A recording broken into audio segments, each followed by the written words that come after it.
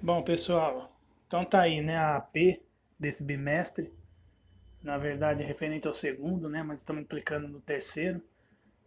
A gente ficou de passar para vocês esse vídeo explicando as questões para que vocês possam resolver aí. E depois a gente faz um comentário mais aprofundado com a correção, tá?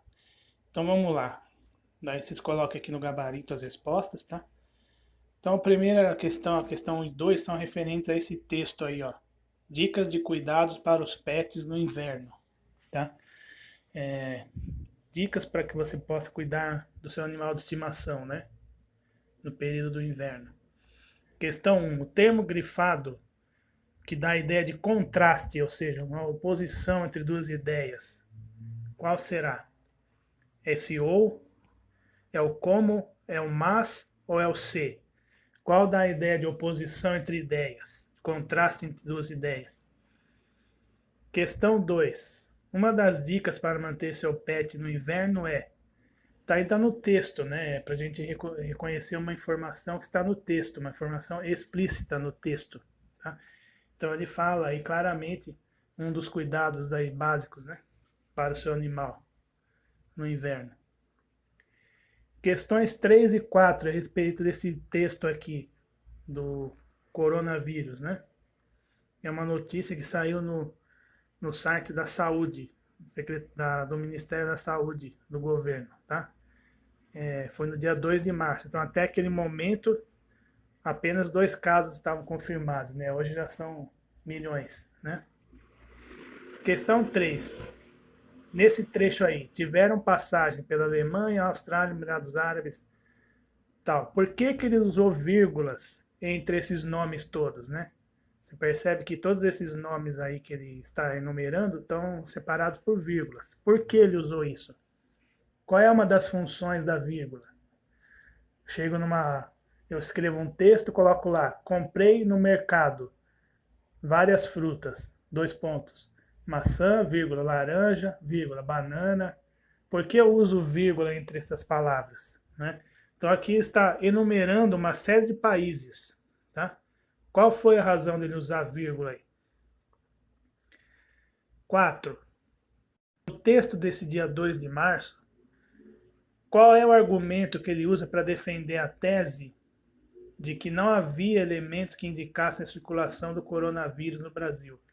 Então, até aquele momento, o vírus estava só entre as pessoas que foram para o exterior, não havia circulação de vírus aqui dentro, entre as pessoas daqui, né? Qual é o argumento que ele usa aí para defender essa tese, né? Lembrando que aqui nessa questão tem um erro de concordância que eles fizeram aí, né? Não havia elementos que indicassem a circulação. Esse haviam aqui está errado, tá? Acho que eles devem ter mandado uma correção depois, né? Questões 5 e 6 é sobre esse texto aqui do Venha Ver o Pôr do Sol, tá? Da Lígia Fagundes Telles, que é uma escritora, uma cronista bastante conhecida, né? Tem várias crônicas dela saíram em livro, né? E ela foi bastante importante aí nesse gênero textual chamado crônica, tá? É sobre um casal que vão até um cemitério, né? Abandonado, e aí ele acaba convencendo a moça a ir até lá, apesar do medo que a moça estava, né? A personagem Raquel. A personagem Raquel aceitou passear no cemitério. No entanto, passa a ficar receosa. Que é receosa? É meio assim com medo, meio, né? Não querendo ir. Qual a modificação da personagem que ocorreu, né? Comprovada em qual dessas questões, dessas alternativas aí, tá? 6. No texto há palavras que estabelecem uma relação de afirmação. O termo grifado responsável por isso está presente em qual delas? Qual é o termo grifado que apresenta uma afirmação? É o nunca, é o justamente, é o não ou é o jamais? Isso é fácil, né? As questões 7 e 8 são relacionadas a esse cartaz aqui sobre o bullying, tá? É um cartaz de um órgão governamental aí, safenet.org, né? Uma organização não governamental que provavelmente busca uma internet mais saudável, mais segura, né? Então, qual é a finalidade desse texto aí na questão 7? E eles colocam essa hashtag aí, né? O bullying, hashtag é da minha conta. Acabar com o bullying, hashtag é da minha conta. O que se deduz com essa hashtag é da minha conta? Quer dizer que é um problema que não é só das pessoas que sofrem o bullying. E não é só de quem, do governo, não é só de professores, não é só de escolas. É um problema que é de todos, né?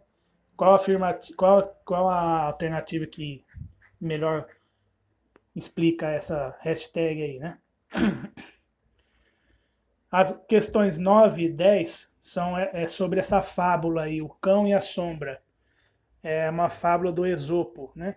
O Esopo foi um grego que teria escrito, né, aquelas principais fábulas, as mais conhecidas principalmente, né?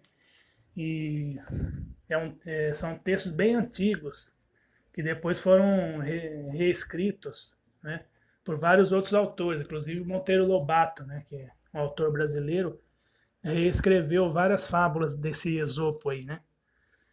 E qual é a característica de uma fábula? Quais são, né, as características principais de uma fábula?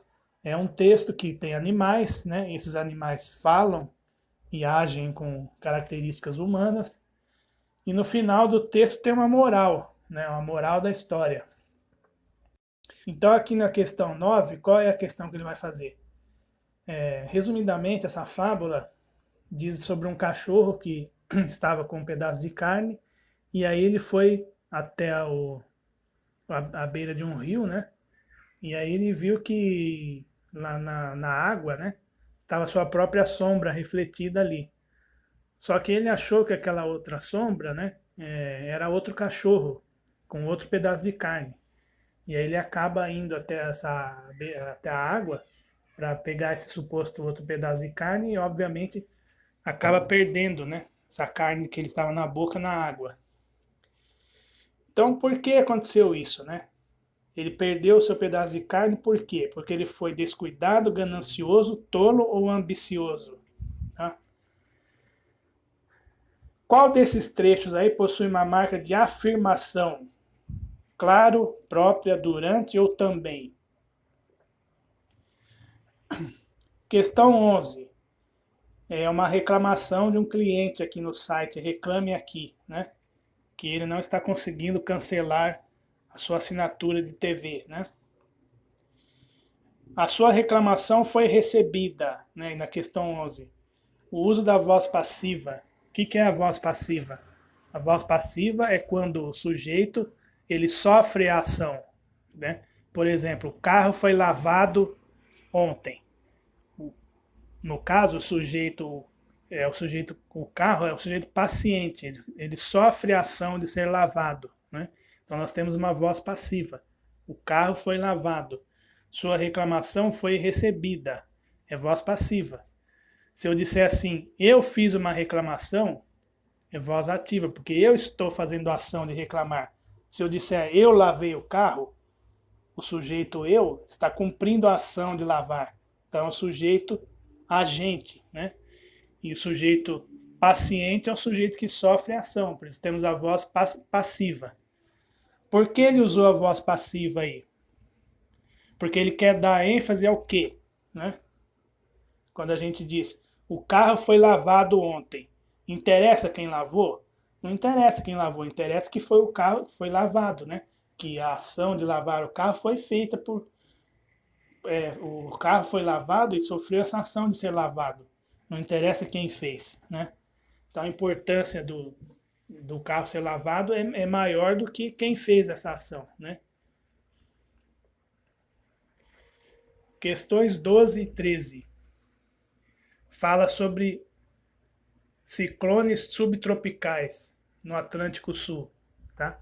Principalmente no mês de março que ocorre isso, tá? Questão 12, o assunto principal desse texto qual é? E na questão 13, por que esse ciclone subtropical não foi nomeado, né? Vocês sabem que quando existem ciclones, furacões, tornados, essas coisas, né? Normalmente os órgãos aí governamentais, né, que mexem com isso, eles dão nomes, né? Ah, é o furacão fulano, é o tornado não sei o quê. E esse não recebeu nenhum nome. Por quê? Está explicando no texto, né? Essa questão 14 e 15 refere-se ao texto Água em Discussão. Ouro azul não é ouro de tolo. O que é o ouro azul? É a água, né?